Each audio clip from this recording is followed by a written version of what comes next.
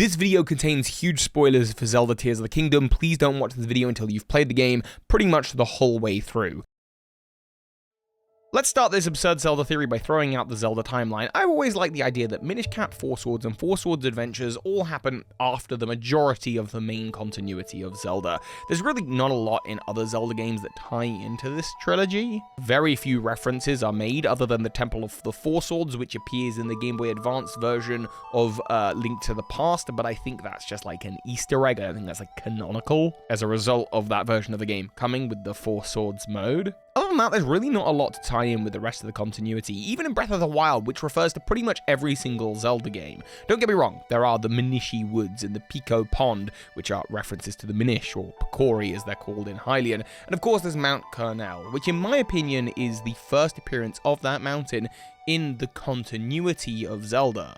Because other than these location names, there doesn't appear to be any kind of historical reference to the Minish or the Picori. There doesn't seem to be any historical reference to Link of the past having used the Four Swords to take on the Wind Mage Vati in the same way that there's references to Twilight Princess or Wind Waker or Ocarina of Time. And I think with Tears of the Kingdom we can see this even more clearly. But first up, who are the Picori or the Minish? Well, they're a small race of mouse-like creatures with little feather tails. They come in a few different variations, and they originally came, yes, from the sky. Sounding familiar already to the Uka, or of course the Zonai, I do wonder if the Picori could somehow be descendants of Zonai. With their big, long, pointy ears, it was said in Tears of the Kingdom after all that the Zonai were no longer gracing the Hylians with their presence, perhaps by shrinking away. Anyway, that's besides the point. The Picori came from the sky and they gifted a hero of the past with a legendary sword.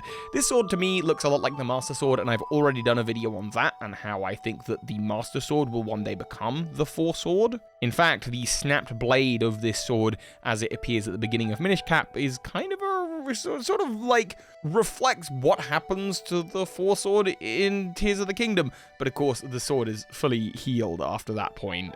Who knows, maybe this is another split timeline where the sword didn't get repaired and ended up in this chest. It doesn't matter, that's besides the point. The Picori can only really be seen by children. They're also credited with being the reason why rupees appear in the grass, though we don't know if this is fact or whether this is just a little bit of myth. And they, like the Uka and like the Zonai, are said to be close to the gods. However, there is a notable character. From amongst them comes Vati, once a small Minish transformed into a powerful sorcerer by using a cap of incredible power that was originally intended to be a gift for the Hylians. As this sorcerer, he seeks out the Life Force, or as I believe it to be part of the Triforce, from within the Zelda of that age and transforms himself into a monster. A giant eye, but still the sorcerer and ruler of winds. He, in later iterations, has the Palace of Winds, a home from which he intends to rule all of Hyrule by taking the various maidens and princesses of the world and having absolute power. Sounds like another Ganondorf. Of course, the beast form of Ganon does make an appearance in Four Swords Adventures, but it is thought to be an entirely new Ganon from an entirely new Ganondorf, sprouting from a Gerudo tribe who knows that Ganondorf used to be a Gerudo and doesn't really like him. You find them in the Desert of Doubt and the Gerudo village. This reflects their attitude towards Ganondorf in Tears of the Kingdom pretty closely, and it's possible that this new Ganondorf comes about as a result of the destruction of the last Ganon at the end of Tears of the Kingdom. But I digress. Not only are there just not a lot of historical references to Minish Cap, Four Swords, and Four Swords Adventures in Breath of the Wild and Tears of the Kingdom, but now with Tears of the Kingdom, when we look up to the skies and we see this architecture that's up there, a lot of the floor patterns and a lot of just the fact that there's a civilization in the sky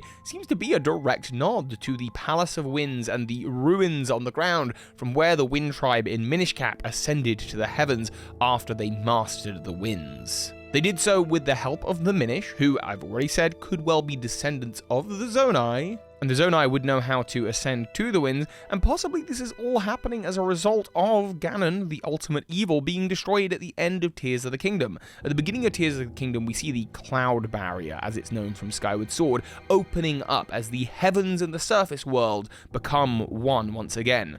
With the defeat of Ganondorf, perhaps there was no reason for the Cloud Barrier to return, so finally people could try to begin to settle and build once again in the sky. We see that in Minish Cap, the Minish also helped the Wind Tribe construct the Armos. We learn that, and the Armos are not too dissimilar from the Zonai constructs that are everywhere, but most primarily, let's just look at the main symbol of the Zonai that appears across the constructs. It's a giant eye. An eye that we ultimately know is the inspiration for the Sheikah eye, but perhaps also the inspiration for Vati's eye. Also, in the years since Breath of the Wild came out, we've actually learned a lot about the development of the game, and concepts that were intended to be in the game and were later removed, or later added in an altered form. We have this Link with a horrific outfit on a modern-day motorcycle, and of course, the Master Cycle did make its way into Breath of the Wild. We also had news about aliens and UFOs, which isn't unusual for Zelda. We've seen aliens in Majora's Mask before, and sure enough, the Zonai are an alien-like race. Coming from a land above the skies, they certainly are alien to the people of Hyrule. And then finally, there is that famous concept art of the Minish, as they were intended to be in Breath of the Wild. Now, obviously, they didn't make the cut, and in fact, they are barely referenced in that game, but I am to believe, I think, that they do make a return, in the form of the pointy-eared Zonai, a species that, again, like the Minish, are that much closer to the gods. There are other connections between the two species as well. The Temple of Time in the Sky has this great arc-like structure which is similar to the tower where the Wind Tribe lives, and in order to access the Palace of Winds in Minish Cap, you get there by way of a dead king of Hyrule. Additionally, the guardian of the Fortress of Winds in Minish Cap is Mazal, who famously looks like Goharden, the ruler or boss, I suppose, of the Tower of the Gods from Wind Waker. Again, another connection to the winds here. Goharden is often thought to be an ancient Sheikah structure, but perhaps it is a creature more similar to Minru's golem, with spirit transferred into it from a Zonai of the past. After all, while Minru had the power of spirit and the ability to move her spirit into machinery, it's important to note that this power wasn't given to her by the secret stones. No, rather, this is a latent power that the stone merely amplifies, so it's possible that other Zonai had this power and became Goharden and Mazal.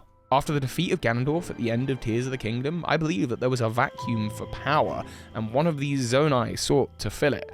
This, of course, being their descendant, the Picori, or the Minish, Vati, who once got a taste of power, felt the allure, the pull, perhaps as a result of Demise's curse, or perhaps simply because there was a vacuum in the world and a space for evil to begin to spread.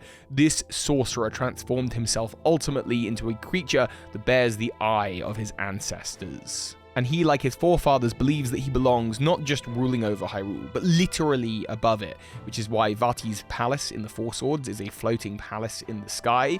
The Palace of Winds is ultimately one of the final dungeons in Minish Cap, and the Tower of Winds extends right up into the clouds. And when he transforms, he takes upon him the twisted eye of the Zonai, and more closely resembles the Zonai of old, until finally he transforms into his bestial form, the mindless monster, who wishes to be the ruler of the winds. That's just a short one, pretty absurd, but I love Vati, and I love this idea. Let me know what you're thinking in the comments down below. Also check out my video on how the Master Sword and the Picori Blade, I'm pretty sure, is the same sword.